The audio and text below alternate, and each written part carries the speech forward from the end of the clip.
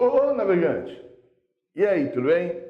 Então vamos aí, professor Takata, para mais uma aulinha aí de história. Hoje nós vamos falar um pouquinho de algumas sociedades hidráulicas lá da Mesopotâmia. Tudo bem? Preparado? Então vamos lá. Sempre papel e caneta, anote as coisas e vamos lá para Mesopotâmia. Então, Mesopotâmia é uma região que está entre rios. Isso significa a palavra Mesopotâmia. É claro que o cara mesopotamo da região, ele não virou e falou, eu sou de uma região entre rios. Não, foi um grego que foi lá e deu esse nome, deu essa classificação, Mesopotâmia. Tá? Mas ficou marcado pela história, né, como Mesopotâmia. Região. A região berço é a região que hoje é o Iraque. Mas é claro que alguns povos acabam expandindo o seu domínio para além de onde é o Iraque, para o Irã, alguns foram até a África e cada vez mais longe. Tudo bem? Então, atual Iraque. Tem muita coisa que nós acabamos de ver, né, que vocês acabaram de ver na aula de Egito, que repete aqui na aula de Mesopotâmia. Por quê? Por causa de uma lógica. Qual é a lógica? A lógica do rio. Lá no Egito, como no Paquistão, o rio Hindu, como na Índia, o rio Ganges, como na China, o rio Hongri e o rio Honghu, amarelo e azul. Os rios, eles ofertam uma condição de vida além da média, além do necessário. E aí, as sociedades ali prosperam, as sociedades se instalam, geralmente prosperam. E aqui é o caso. Então, é uma região que está entre rios. Os rios são Tigre e Eufrates. E devido a estes rios, algumas condições o Mesopotâmio já tem. Como, por exemplo, um transporte. Como, por exemplo, alimento. Alimento não só dos peixes, mas também, lembra disso? Lá do Egito, adubação natural. O rio faz uma adubação natural das suas margens. E aí, devido a isso, a produção agrícola sempre é adequada, sempre é suficiente. Tudo bem? Bom, e aí? Diante disso tudo, o que você lembra nessa lógica do Egito? Duas coisinhas. Quando tem uma irrigação, né? Tem um sistema de irrigação aí, então, se formando, e aí vem duas coisinhas, dois apelidinhos. Isso, a Mesopotâmia, assim como o Egito, faz parte de uma região apelidada de Crescente Fértil, muito bem. E é uma sociedade hidráulica. É uma sociedade que desenvolveu uma engenharia hidráulica para fazer a sua irrigação. Beleza? Beleza. Então, lá também é caracterizado por uma teocracia do regadio. Já te falei, né, meu historiador tem uns termos um pouco, né, nada legais, né, chante, né? Regadio é de regar e tel, Deus, cracia, governo ou poder. Então, governo ou poder, né, de um Deus, e aí tem essa forma de regar. Ali são vários deuses, eles sempre cultuam vários deuses, mas não é igual ao Egito aí. Não é dentro de uma única religião. Há uma diversidade, uma multiplicidade de religiões. Cada qual com seus rituais, cada qual com seus dogmas, cada qual com as suas maneiras de entrar em contato com o seu divino. Mas, vários deuses, esses deuses são antropozoomórficos. Ixi, o que é isso? Se você não sabe, já falei, anota aí. Antropô quer dizer homem. Nós, que nós somos? Vegetal, isso aí. Não, né? Que nós somos? Animais. E mórfico, forma. Então são deuses que têm forma de homens com animais. É simples isso? Olha, você deve imaginar corpo de homem, cabeça de um bicho, e aí vai. Mas isso daí legal para você lembrar, mas não é o essencial destas divindades.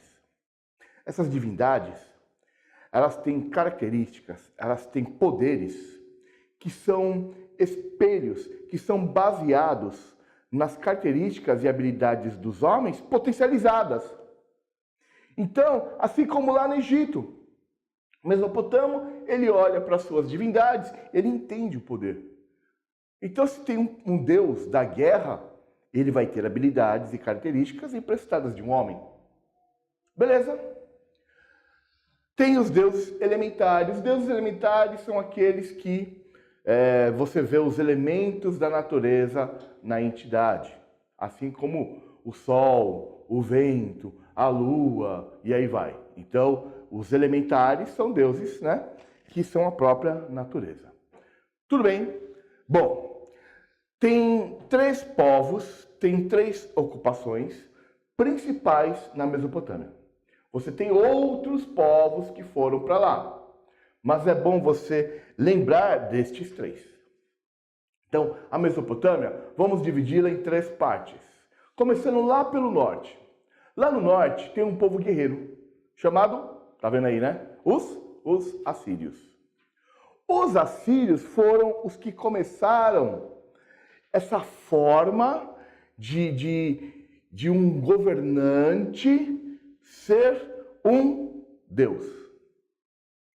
E aí, alguns acreditam e outros não. Os que acreditam fazem a servidão voluntária. Navegante, você lembra de tudo isso? Não? Ah, foi no vídeo passado, Takata, não lembro. Tá bom, vamos lá. Então são os assírios que começam com modo de produção asiático. Isso, eles estão na Ásia, Iraque, Ásia, Oriente Médio, Ásia. Eles começaram quando o governante é uma entidade, é um Deus encarnado. Foram eles. No modo de produção asiático tem o servo coletivo, o servo que é servo voluntário. E tem o escravo, aquele escravo que não acredita, de conquista, de guerra. Beleza? É aqui que começa, né? É claro que eles tinham essa coisa de dominação dos outros povos, mas eles não tinham uma técnica tão eficiente militar quanto alguns outros. Então, após algumas centenas de anos, eles vão ser dominados. Bom, nós temos no sul esse povo navegante é enigmático. Os sumérios são diferentes.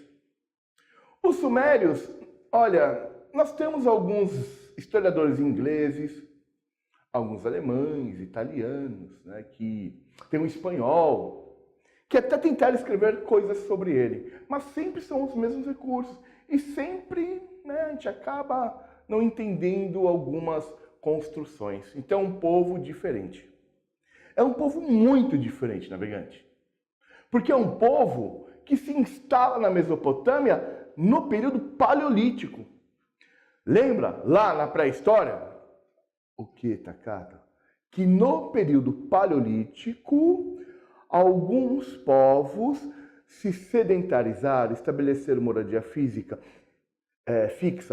E esses povos que estabeleceram moradia fixa desenvolveram agricultura e pecuária. Eu estou falando deles, eu estou falando dos sumérios. Então, navegantes, são os sumérios que fazem a mudança do período paleolítico para o período neolítico. São eles que vão desenvolver a agricultura e pecuária. Que mais? Que mais? A primeira roda do mundo é suméria. Era meio inútil, né? A primeira roda pesava 200 quilos. Aí do outro lado uma outra roda 200 quilos. O carrinho tinha 400 quilos. Só cabia um homem. E aí o que acontece? Só servia para o ritual religioso. Então o carrinho pesava 800 quilos. Quem vai puxar esse carrinho de 800 quilos? Então, era meio inútil, né? Então, tinha a roda, é um invento importante, mas é claro que no começo não tem estrada, não tem locais tão planos, eles vão carregar as coisas com maca. Sabe aquela maca? Jogador quando machuca, finge que machucou, tal, aquela maca lá, beleza? Então, os sumérios inventaram a roda. Nossa, que povo diferente. Tem mais. Lembra que o historiador virou e falou assim, ó, aqui acaba a pré-história? Por que o historiador falou que aqui acaba a pré-história e começa a antiguidade? Porque eles encontraram um documento que foi uma escrita. Isso é Suméria. Suméria. É escrita cuneiforme, é feita de cunhos. Esse povo aqui é um povo diferente, né? Tem construções, Ururuk, e aí vai, né? Tem templos, né? Maravilhosos. Então, eles iniciaram muitas coisas. No centro, é o povo que mais vai dominar os outros povos. Nós colocamos como babilônicos, porque a região foi chamada de Babilônia, já ouviu falar, né? Babilônia, enorme preconceito, o enorme julgamento que algumas pessoas falam, lá, Babilônia, lá, Torre de Babel. Mesmo o cara que é cristão fica julgando eles, mesmo Jesus tendo falado para não julgar, né? Mas são eles, babilônicos, um povo diferente. É um povo que com suas estratégias acabou dominando toda a região. E nós vamos falar dos babilônicos.